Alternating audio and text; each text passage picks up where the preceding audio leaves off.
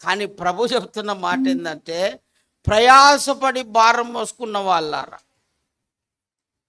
అప్పుల బాధల, ఆర్థిక బాధల, ఈఎంఐ బాధల, వడ్డీల బాధల, ఇంటి రెంట్ బాధల, ఫీజుల బాధల, ఏ బాధలైనా సరే ప్రయాసపడి భారం మోసుకుంటున్న వాళ్ళరా రాండి, నా దగ్గర రాండి, నేను ఇస్తా. ఈ రోజులల్లో అనగలిగినటువంటి కెపాసిటీ ఎవరికన్నా ఉందా? నేను సహాయం చేస్తా అనేటువంటి అంత మంచి మనసు ఉన్నోళ్ళు ఎవరైనా ఉన్నారంటే ఎవరు లేరు. ఈ ప్రియుని విశేషం అలాంటిది. గట్టిగా స్తోత్రం చెప్పండి. ఈ సులమ్మెత్తి నమ్మినటువంటి ప్రియుని విశేషం, మీ ప్రియుని కంటే మా ప్రియుని విశేషం ఏంటంటే, మీ ప్రియులు ఆపత్కాలములు ఆదుకోరు. రెండోది, ప్రయాసపడుతున్నటువంటి వారిని కూడా పిలిచి సహాయం చేసేవారు కాదు. నా ప్రియుడు రెండవదిగా ప్రయాసపడుతున్నటువంటి వారికి సహాయం చేసే నేచర్ కలిగిన వాడు. ఎలాంటి కష్టం వచ్చినా, ఎలాంటి సమస్యలు వచ్చినా, ఎంత ప్రయాస ఉన్నా, అది ఎంత భారంగా ఉన్నా, ఎంత బాధగా ఉన్నా, ఎంత వేదనగా ఉన్నా నా దగ్గరికి రమ్మని చెబుతూ ఉంటాడు. అందుకే మన లైఫ్లో ప్రభునందు ప్రేమైన దేవుని బిడ్డలారా, ఎంతో ప్రయాసపడతాం, కానీ కష్టం ఎంతైనా పడతాం, కానీ ప్రార్థనకు రాం. కష్టాలలో ఎన్ని రకాల కష్టాలైనా, బాధలలో ఎన్ని రకాల బాధలైనా బాధలు పడతావే, కానీ ప్రభు దగ్గరికి రాం. కానీ ప్రభు పిలుస్తున్న పిలుపు ఏంటంటే, ప్రయాసపడి భారం మోస్తున్న వాళ్ళారా నా దగ్గర రండి. నా దగ్గరికి వస్తే నేను మీకు విశ్రాంతినిస్తా.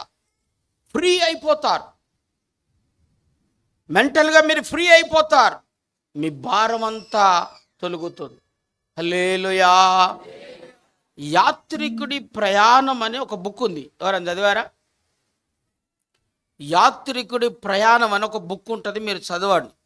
అది ఒకప్పుడు చాలా బుక్స్ సేల్ అయినాయి, అది దొరికేది కాదు. యాత్రికుడు ప్రయాణం అనే బుక్ చాలా బాగుంటుంది చదువుతూ ఉంటే.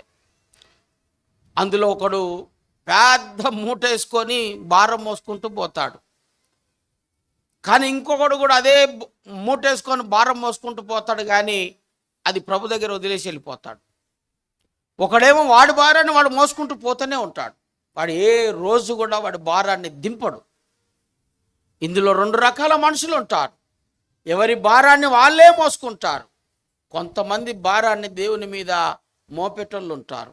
ఎందుకు అనంటే, ఈ వచనాన్ని నొక్కాయించి ప్రభుకు చెప్తారు. ప్రభువా, ప్రయాసపడి భారం మోసుకుంటున్న సమస్త జనులారా నా యుద్ధకు రాండి అన్నావు కదా, వస్తే విశ్రాంతినిస్తానన్నావు కదా.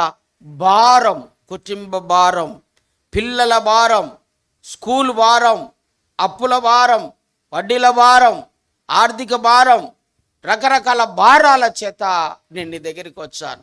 నా భారాన్ని అంతా కూడా వదిలించు, నాకు విశ్రాంతి దయచేయి, నెమ్మదిని దయచేయి అని ప్రార్థనలు చేసేటువంటి వారు ఉన్నారు. ప్రార్థనలు చేసినప్పుడు ఆయన విడుదలనిచ్చేటువంటి వాడు. ఇవి చెప్పుకోవడానికి ఉపయోగపడే వచనాలు, మాటలు కాదు, ఎంకరేజ్ చేసేటువంటి కాదు. ఇవి ఎంకరేజ్ చేసే మాటలు కాదు, లేకపోతే ఆదరించి చెప్పే మాటలు కాదు. ఇది బైబిల్లో ఉన్న వచనం. అంచేత మనకి ప్రాక్టీస్, రెండవ ప్రాక్టీస్ ఏంటంటే, నువ్వు ప్రయాసపడుతున్నావా, నీ లైఫ్ అంతా నీకు బాధగా ఉందా, దేవుని పాదాల దగ్గరికి వచ్చినట్లయితే నీ పరిస్థితులన్నీ తేలిగ్గా మారిపోతాయి. నీ భారం అంతా దింపినట్లుగా అయిపోతుంది. నువ్వేందో కేజీల కొలది నువ్వు మోస్తా ఉన్నావు భారాన్ని, ఆ భారం ఆటోమేటిక్గా దేవుని పాదాల దగ్గరికి రాగానే ఎంతో రిలీఫ్ వస్తుంది. హల్లెలూయా. దేవుని దగ్గర విశ్రాంతి ఉన్నది. అందుకే బైబిల్లో ఉంటుంది, నీ సన్నిధిలో నిత్య సుఖశాంతులు కలవు, నీ సన్నిధిలో నిత్య సుఖశాంతులు కలవు, నీ సన్నిధిలో ఘనత ప్రభావాలు కలవు అని బైబిల్లో చూస్తాం. ఆయన సన్నిధిలో నిత్యం సుఖం ఉంటుంది, శాంతి ఉంటుంది. ఆయన సన్నిధిలో గడపటం అనేది మనం నేర్చుకోవాలి. అంటే ఆదివారమే ఆరాధన మీద మీరు మనసు పెట్టకండి. ఆదివారం చాలా ఇంపార్టెంట్. ఆదివారం కూడా రాకపోతే మరీ డేంజర్ అయిపోతుంది. కానీ ఆదివారంతో పాటు శనివారంతో పాటు వీలైతే ఇంకా ప్రార్థనలు ఎప్పుడు పెడితే అప్పుడు ఆ ప్రార్థనలలో పాలు పొందితే నువ్వు చూడు, నీ లైఫ్లో చాలా మార్పులు వస్తాయి. దేవుని దగ్గరికి రావటాన్ని బట్టి నువ్వు విశ్రాంతిని పొందుతావు, నీ భారాలన్నీ దిగిపోతాయి. మనం వచ్చేది దేవుని దగ్గరికి సామాన్యమైన విషయం కాదని గుర్తించాలి. ఇప్పుడు రెండవది ఏంటంటే, ప్రయాసపడుతున్నటువంటి వారికి ఆయన విడుదలనిచ్చేటువంటి ప్రియుడు. వాళ్ళకంటే ఈ ప్రియునిలో ఉన్న రెండవ విశేషము. హల్లెలూయా.